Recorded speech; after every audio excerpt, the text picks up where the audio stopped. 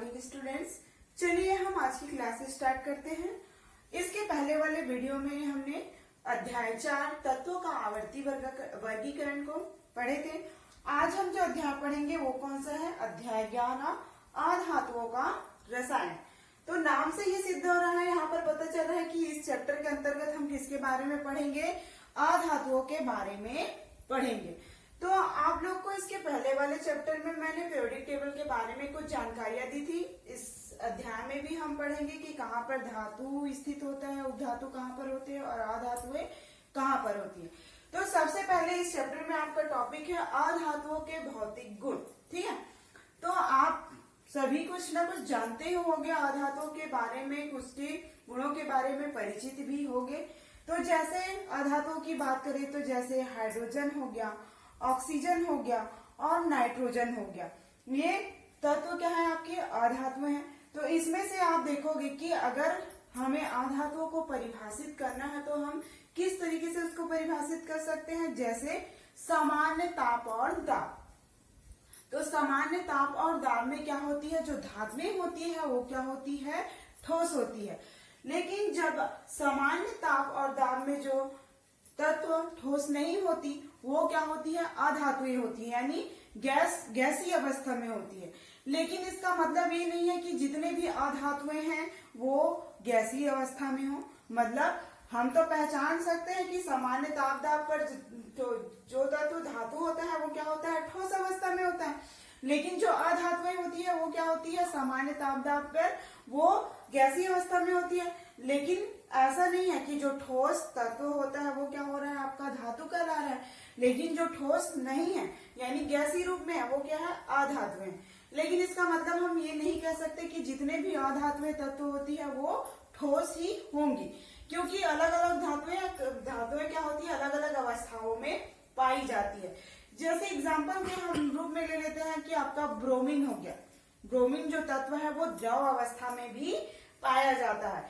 इसके अलावा आपका जैसे कि आयोडीन हो गया, फास्फोरस हो गया, सल्फर हो गया और सिलीनियम हो गया, ये सभी तत्व क्या होती है? ठोस अवस्था में भी पाई जाती है। ये आपकी क्या होती है? इसके अलावा आपका कार्बन जो है, कार्बन के अपर रूप भी है, जैसे ग्रेफाइट हो गया, हीरा हो गया, तो ये किसके हैं? कार्बन के ही अपर रूप है। अब हम बात करते हैं धातु और अधातुओं के बीच अंतर की बात करेंगे। तो इसमें अंतर करना यानी इसको पहचानना क्या है? संभव। क्यों? क्योंकि जो अधातुएं होती है वो क्या होती है? भंगुर होती है। और क्या होती है? ये आघातवर्धनीयता इसमें नहीं पाया जाता, ना ही इसमें तन्य की क्षमता यानी इनमें तन्यता नहीं होती, और ना ही इसमें धात्विक गुण होते हैं, यानी धात्विक गुण से तो ध्वनि उत्पन्न होते हैं, ये भी नहीं होता। ठीक है, तो ये आपके क्या हो गया? धातु और अधातुओं के भौतिक गुणों के बारे में हम बात करते हैं।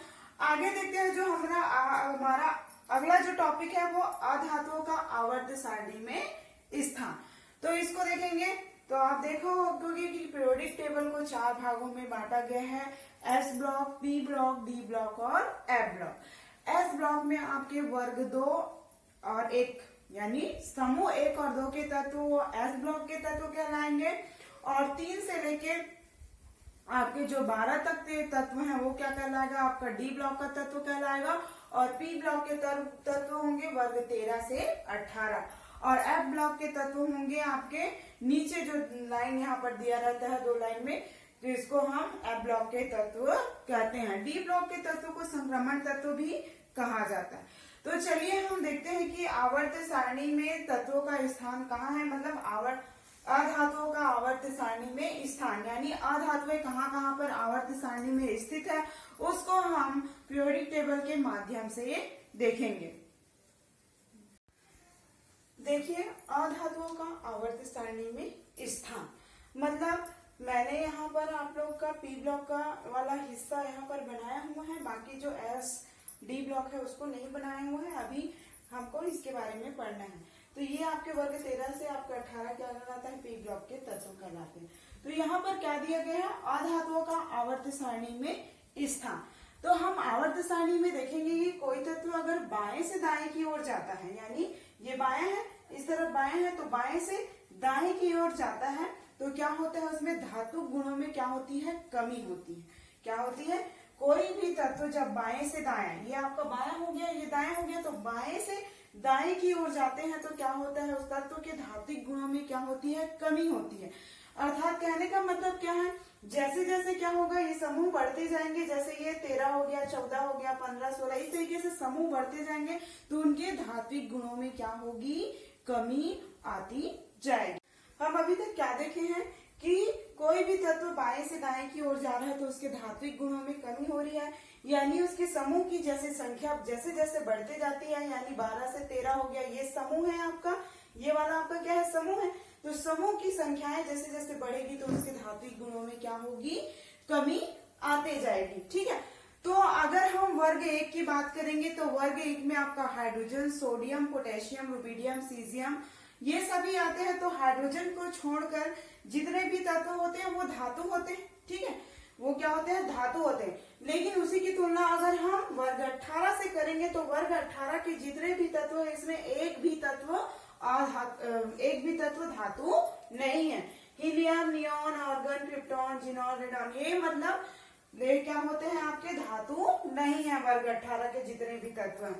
तो अगर हम वर्ग 15 की बात करेंगे तो नाइट्रोजन और फास्फोरस क्या है? आपका अधातु है।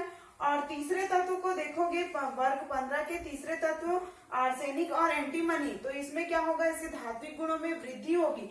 और यहाँ पर जो धात्विक गुण में तो वृद्धि होगी, लेकिन ये पूर्ण रूप से ये क्या है? धातु नहीं है।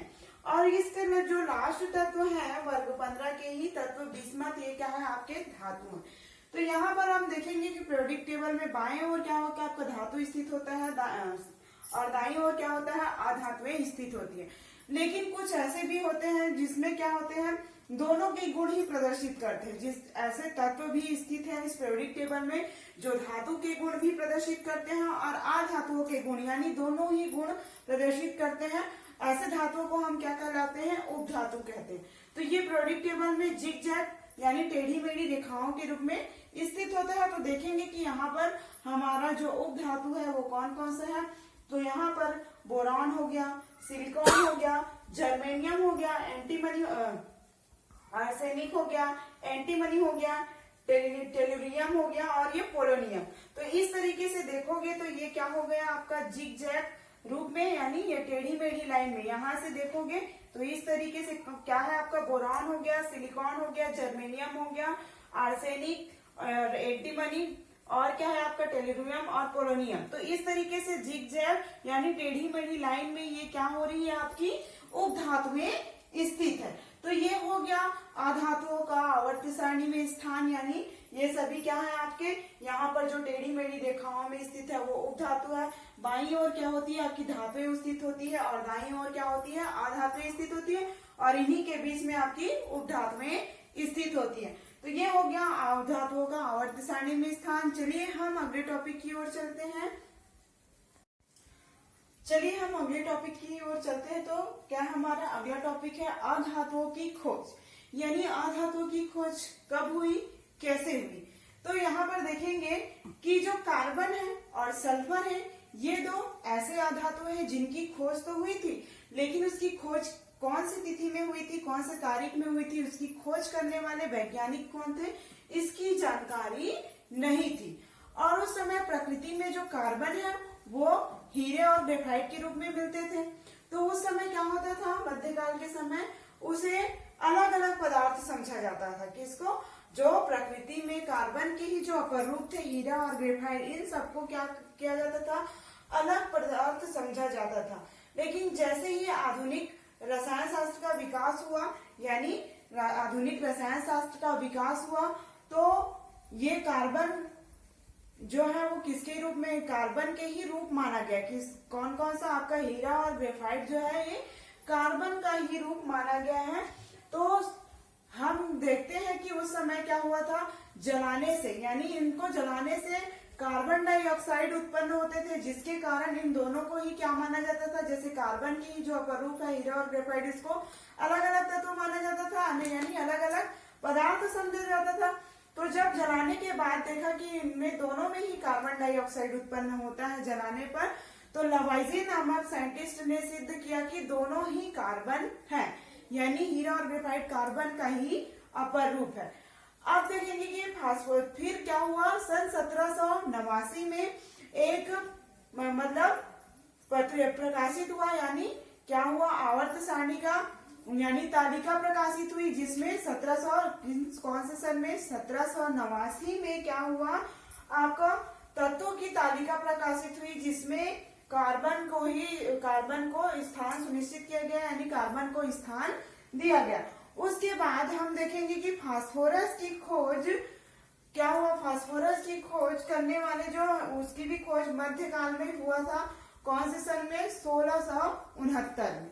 कौन से सन में, 1669 में उसकी खोज करने वाले वैज्ञानिक थे वो हैम्बुर्ग के वैज्ञानिक थे। क्या नाम था, हैम्बुर्ग के एक व्यापारी थे जिसका नाम था हेनिंग ब्रांड। इन्होंने फास्फोरस की खोज की कौन से सन में, 1669 में हैम्बुर्ग के एक व्यापारी हेनिंग ब्रांड ने फास्फोरस की खोज की। उसके बाद हम देखते हैं कि 18वीं शताब्दी में हेल्स नामक रसायनज्ञ ने उन्होंने क्या किया, गैस यांत्रिकी ट्रक का निर्माण किया। इसके निर्माण से यानी इन्होंने इस उपकरण का निर्माण किया जिसके द्वारा जो जलने वाले तत्व होते हैं, यानी जलने वाले गैस और रासायनिक क्रियाओं से जो उत्पन्न गैस होते हैं उनको एकत्रित करने यानी एक जगह इकट्ठा करने में क्या हुआ, मतलब सहायता मिली इनकी इस खोज से। किससे, ये हेल्स नामक जो रसायनज्ञ हैं, इन्होंने 18वीं शताब्दी में गैस यांत्रिकी ट्रक की खोज की, जिसकी सहायता से, इस उपकरण की सहायता से जलने वाले जो गैसें होती हैं उत्पन्न होती थी, उससे कोई भी तत्व जलने से जो उससे गैस उत्पन्न होते थे वो, और रासायनिक अभिक्रियाओं से जो गैस उत्पन्न होते थे उसको एकत्रित करके करने में उसमें सहायता मिली। इसके कारण क्या हुआ, जो अन्य वैज्ञानिक थे उनको ये गैसों का अध्ययन में यानी सहायता प्राप्त हुई। बात कर रहे थे तो वर्ग 18 के जो तत्व होते हैं वो क्या होते हैं, अक्रिय गैस होते हैं। तो ये क्या होते हैं, अक्रिय गैस होते हैं। वो क्या होते हैं, स्वतंत्र अवस्था में मिलते हैं, जो अक्रिय गैसें होते हैं और बहुत ही अल्प मात्रा में पाए जाते हैं। तो इनकी खोज हुई। उसके बाद क्या हुआ, 1785 में एक और वैज्ञानिक कैवेंडिश नामक वैज्ञानिक ने वायु से संबंधित कुछ प्रयोग किए। तो उन्होंने वायु से संबंधित प्रयोग किया तो उन्होंने देखा कि नाइट्रोजन और ऑक्सीजन गैस को पृथक किया तो उसे क्या हुआ, एक कुछ बुलबुले दिखाई दिए गैस के। तो ये गैस को भी जिन्हें क्या कहा गया, ऑर्गन कहा गया, लेकिन ये भी उसको पूरी तरीके से पहचानने में सक्षम नहीं रहे।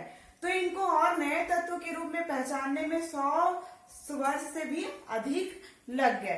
तो और वैज्ञानिकों ने क्या किया, जैसे रेमसे और रैले नामक वैज्ञानिकों ने देखा कि वायु से जो प्राप्त नाइट्रोजन का घनत्व है वो क्या होता है, शुद्ध नाइट्रोजन की अपेक्षा क्या होती है, अधिक होती है। तो इन्होंने ये निष्कर्ष निकाला कि नाइट्रोजन में मतलब वायु से संबंधित जो प्रयोग कर रहे थे उसमें वायु में कुछ और गैसें भी शामिल हैं, जिसे क्या नाम दे गया, आर्गन के अलावा आपका क्रिप्टॉन, जीनॉन। तो इस तरीके से जो वायु से संबंधित प्रयोग किए तो उस वायु में जो और भी गैस शामिल है उसे रेमसे ने ही अन्य अक्रिय गैसों का नाम दिया, जैसे हीलियम हो गया, नियॉन हो गया, क्रिप्टॉन हो गया, जीनॉन हो गया। तो ये सभी क्या है, अक्रिय गैसें हैं। तो इस तरीके से क्या हुआ, 19वीं शताब्दी में फिर अंत तक अधिकतम आधातुएं खोजी गई, यानी जितने भी और भी आधातुएं थे वो खोजी गई 19वीं शताब्दी तक। तो ये रहा आपका आधातुओं की खोज कब हुई और कैसे हुई। अगला जो हमारा टॉपिक है वो क्या है, आधातुओं का रसायन। तो आधातुओं का रसायन में आप देखेंगे कि आवर्त सारणी की बात करेंगे तो आधातुएं जैसे आपका फास्फोरस हो गया, नाइट्रोजन हो गया, नाइट्रोजन को छोड़कर समूह 14 से जो तत्व हैं वो 18 तक स्थित है, वो क्या कहलाते हैं, आपके अधातुएं कहलाती हैं। आपका कौन सा समूह में 14 से समूह 18 तक जो स्थित है वो क्या कहलाती हैं, अधातुएं हैं। अधातुएं क्या होती हैं, अधातुओं के जो तत्व हैं उनके परमाणुओं के बाहरी कोश में 4 से 8 इलेक्ट्रॉन होते हैं। अधातुओं के परमाणुओं के बाहरी कोश में जो इलेक्ट्रॉन होते हैं वो कितना होते हैं, 4 से 8 इलेक्ट्रॉन होते हैं। और क्या होता है, ये इलेक्ट्रॉन, आधातुओं में क्या होती है, इलेक्ट्रॉन ग्रहण करने की प्रवृत्ति पाई जाती है, इसलिए इसमें विद्युत ऋणात्मकता अधिक होती है। क्या होती है, इलेक्ट्रॉन ग्रहण करने के कारण इसमें विद्युत ऋणात्मकता अधिक होती है। और क्या होती है, ये धातुओं की अपेक्षा अधिक ऋण विद्युती होती है। तो ये आपका क्या है, आधातुओं का रसायन। अगला पॉइंट है अधातु और धातु के बीच अभिक्रिया। किसके किसके बीच, अधातु और धातु के बीच अभिक्रिया। अधातु और धातु के बीच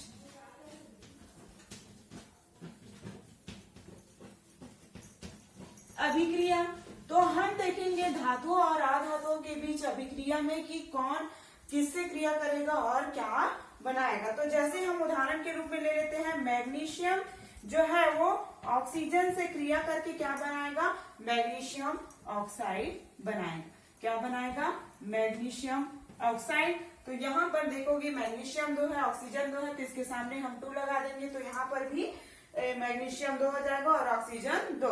तो इस प्रकार से मैग्नीशियम और ऑक्सीजन दोनों ही आपस में क्रिया करके क्या बना रहे हैं, मैग्नीशियम ऑक्साइड बना रहा है। दूसरा हम एग्जांपल ले लेते हैं, कॉपर और ऑक्सीजन क्रिया करके क्या बनाएगा, आपका कॉपर ऑक्साइड बनाएगा। तो ये क्या हो जाएगा,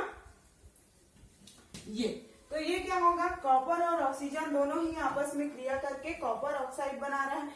इसी प्रकार हम और एग्जांपल ले लेते हैं, आयरन ले लेते हैं, ये आयरन ले लेते हैं और किसको ले लेते हैं, सल्फर। तो ये दोनों ही आपस में क्रिया करके क्या बनाएगा, आयरन सल्फाइड। ठीक है, तो ये इस तरीके से ये अधातु और धातु के बीच अभिक्रिया होगी। इसके और भी एग्जांपल आप लोग की बुक में दिए हैं, देख लीजिएगा, सब इजी है।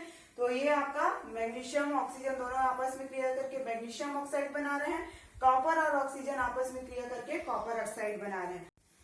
तो चलिए हम अगले टॉपिक की ओर चलते हैं, क्या है, अधातुओं की आपस में अभिक्रिया।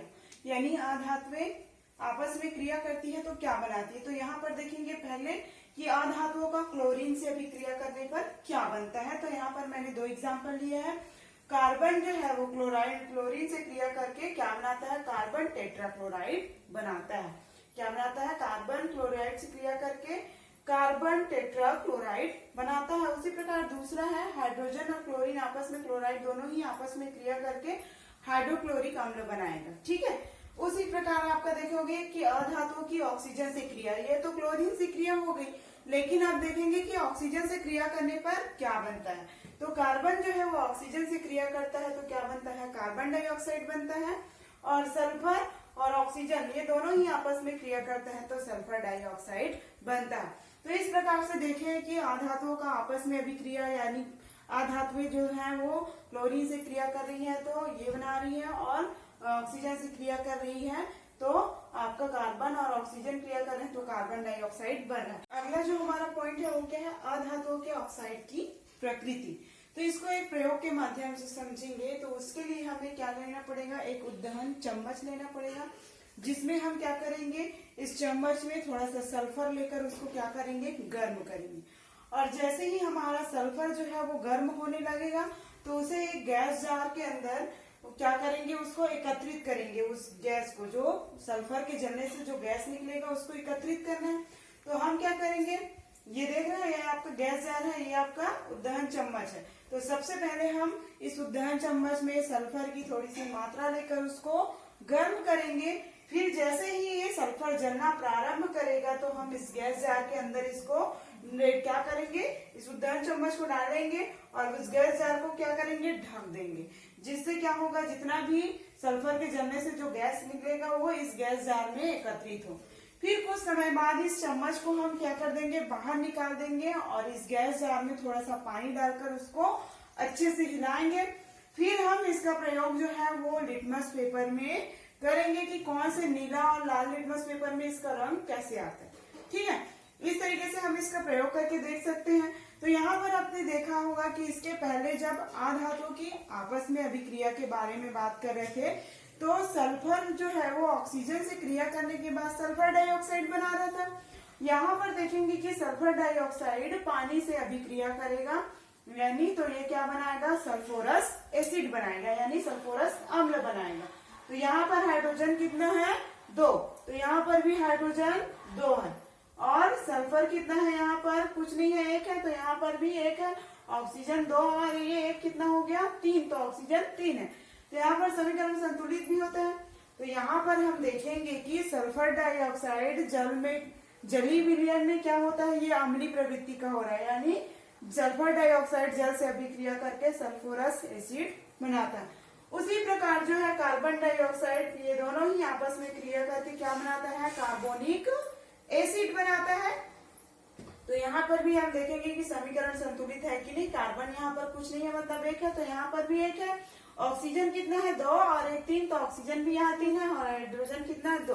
तो इस प्रकार से आप देखेंगे कि जितने भी आपके क्या होंगे, लेकिन यहाँ पर ये ध्यान देने वाली बात है कि सभी अधातुओं की जो जल में विलयन यानी जलीय विलयन है, यानी जल से क्रिया करने पर जितने भी अधातु हैं वो अम्लीय नहीं होते हैं। यहाँ पर ये क्या है, सल्फर डाइऑक्साइड, ये जल के साथ अभिक्रिया कर रहे हैं, तो ये